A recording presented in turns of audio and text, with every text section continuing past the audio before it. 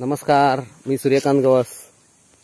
आज आपण बघणार आहोत शिरंगे गावामध्ये जो पाण्याचा नवीन प्रोजेक्ट सरकारमार्फत नवीन विहीर बांधण्यात येणार आहे, ती कशी आणि कुठपर्यंत आलेली आहे आणि त्याचा प्रोजेक्ट कसा आहे त्याच्याबद्दल आपण आज थोडीशी माहिती घेणार आहोत।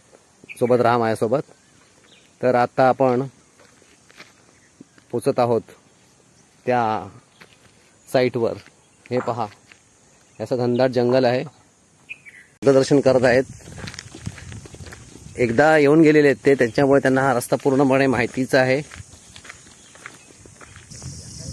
मोठं असं एक मैदान आहे इथे आणि ह्या मैदानाच्या बरोबर एका कोपऱ्याला तुम्हाला असं दिसेल की काम चालू आहे। बाबा आणि मी सोबत जात आहोत। तर तुम्हाला इथे आता ह्या विहिरीची मी संपूर्ण माहिती देणार आहे की जसं विहीरचा प्रोजेक्ट सुरू कधी झालेला आणि किती महिने लागणार आहे त्याला, आणि त्याचबरोबर हा प्रोजेक्ट आता कुठपर्यंत आलेला आहे आणि त्याच्या आतमध्ये पाणी किती आहे आणि ते तुमच्या गावाला पुरणार आहे की नाही हेही मी तुम्हाला आज ह्या व्हिडिओमध्ये दाखवणार आहे। तर तुम्ही बघू शकता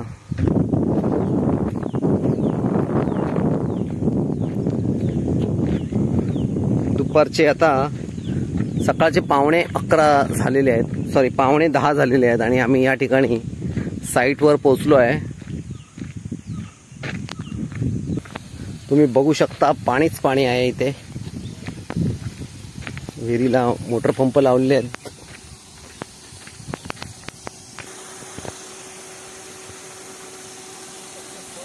तुम्ही बघू शकता ही विहीर हल्लीच खणण्यात आली आहे आणि थोडं खणल्यानंतरच त्याला पुष्कळसं असं पाणी लागलेलं आहे।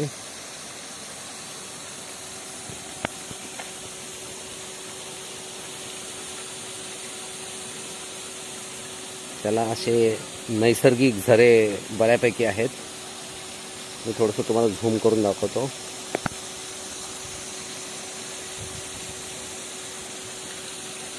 नैसर्गिक झऱ्यांमधून पाणीच पाणी वाहत आहे आणि जसं सांगितलं की ही विहीर कॅनलच्या बाजूला असल्यामुळे त्याचं पाणी हे कधीच आटणार नाही। ह्या भर मे महिन्यामध्ये त्याला पाणी आहे।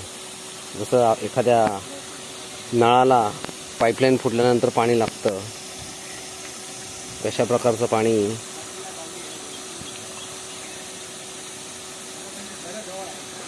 आणि इथे काही कामगारही आहेत। बाबा त्यांच्यासोबत थोडंसं गप्पा मारायला गेलेले आहेत। गप्पा मारून थोडीशी माहिती घेण्याचा प्रयत्न सुरू आहे आणि तुम्ही बघू शकता इथे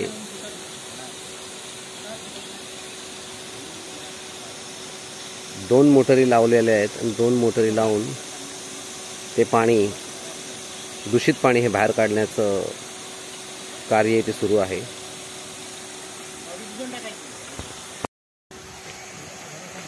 तर आता आपण बघितली जशी ही विहिरीचं काम चालू आहे, ते सध्या काम थांबलेलं आहे काही कारणास्तव। मशिनरी लावलेली आहे, ही पहा मशिनरी, गाळ उपसणारी ही मशीन आहे।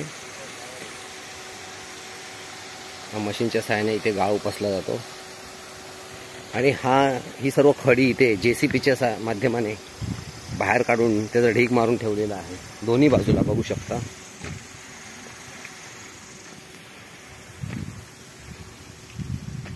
असे या सुंदर आणि मोकळ्या जागी जर विहीर आपली तयार होते तर संपूर्ण गावाला वर्षभर पाणी पुरवठा होईल अशी आम्ही आशा बाळगतो।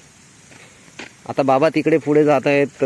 एक त्याच विहिरीच्या बाजूला एक जुनी विहीर आहे आणि तिला पाणी आहे की नाही ते तपासण्यासाठी ऑलरेडी त्या गावामध्ये जिथे विहीर आपली ही खणतायत बरोबर त्याला लागूनच एक छोटीशी नदी आहे, त्याला व्हाळ म्हणतात गावातला, नॅचरल त्याला पाणी आहे, बारमाही पाणी असलेला असं तो एक व्हाळ आहे आणि त्याच्या बाजूला ही तुम्ही बघू शकता गावातली एक विहीर। त्याच्यावर चढणे थोडंसं अवघडच आहे।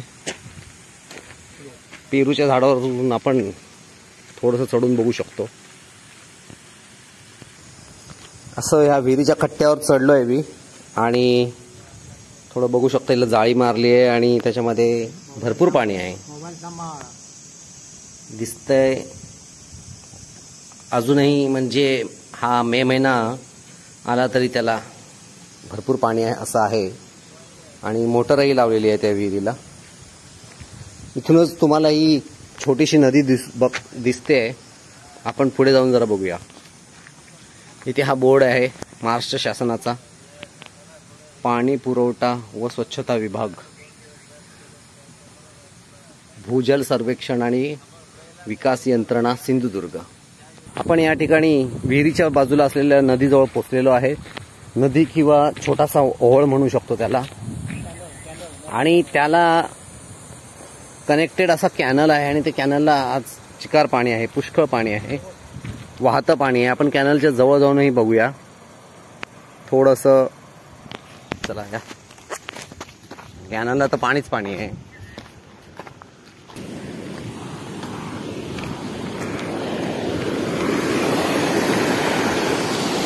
आपण बघू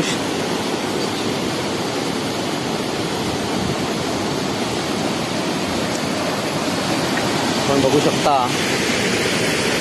तिलारी धरणामधून हा जो कॅनल आलेला आहे तो थेट तिलारी, भेडशी आणि पुढे बांधा दोडा मारत करत कुडाळला गेलेला आहे. पुष्कळचं असं भरपूर पाणी आहे त्याला.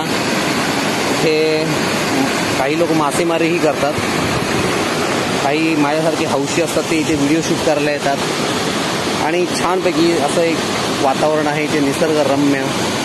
तुम्ही बघू शकता एक कमाल असं, म्हणजे म्हणतात ना की पिक्चरची शूटिंग होऊ शकते इथे. आणि त्याच्या बाजूलाच लोकांनी शेती पण केलेली आहे, भाजी पाला, मक्के, पालेभाजी.